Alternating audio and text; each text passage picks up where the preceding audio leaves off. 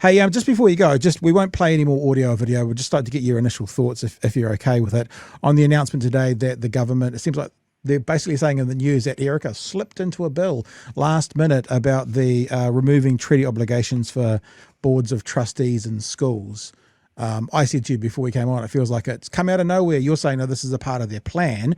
But what do you think of the actual idea to implement this now that we're here? And of course, the Board of Trustees have all come out and said that the government is overstepping the mark.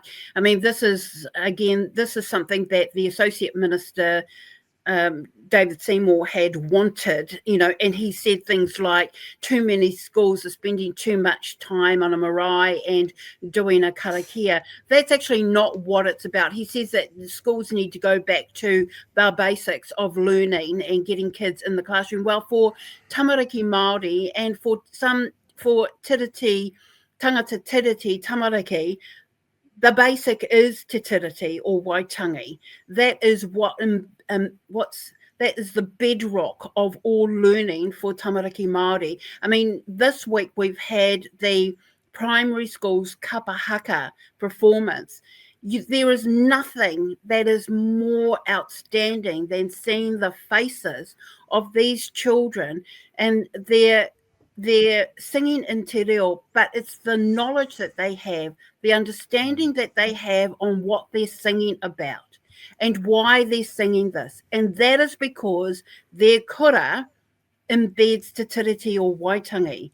And for a lot of other schools who are, we call them kura auraki, those mainstream schools, they want that for their kura. Now, Erica Stanford has said that there's a lot of learnings from kura kaupapa Māori that should be embedded in mainstream schools. Well, those kura schools, everything comes as a result of te tiriti or waitangi. And that's what these boards of trustees, school boards, are those that are opposing this legislation, the stripping away of te tiriti. That's what they want for their kura as well. No, it's not about, going to visit maraes every morning or doing your karakia every morning. For some schools it is, actually. For some schools it isn't. It's about manaakitanga. It's about valuing your environment. It's about knowing which rākau you're looking at when you look out your window. These are the types of things that come from understanding te tiriti or waitangi. So there's a deliberate lack of understanding by some of our senior ministers, i.e. David Seymour, around why these kura want te tiriti in their legislation. I mean, I tweeted this out today. The treaty te tiriti is basically as close to a founding document as we've got. Could you imagine in America if Republic politicians came out and said, oh, you need to remove all obligations to the Constitution from your school boards? Like that seems like it feels like it's, and I'm not saying the Constitution is exactly the same as te tiriti, but as a founding document, it's unheard of. It's unheard of. I just don't get it at all.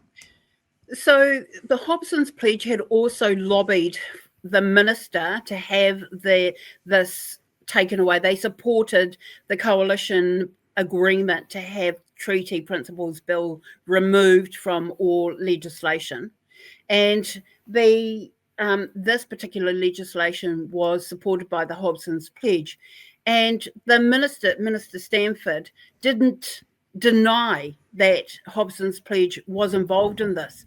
So in terms of lobbying, so what we're seeing now is that far right lobby group having, very visible and tangible play on our policy. And so, that should be a concern for all New Zealanders, that we've got very far right groups or very conservative groups that are actually dictating what every New Zealander should or should not have. And the scary thing about that is that's true, but then there's pretty credible evidence as well that far right group is also then being funded by another far right group from offshore. So it's actually an offshore far right group who is feeding that far right group who is then impacting how we're living in New Zealand. So yeah, it's pretty terrifying.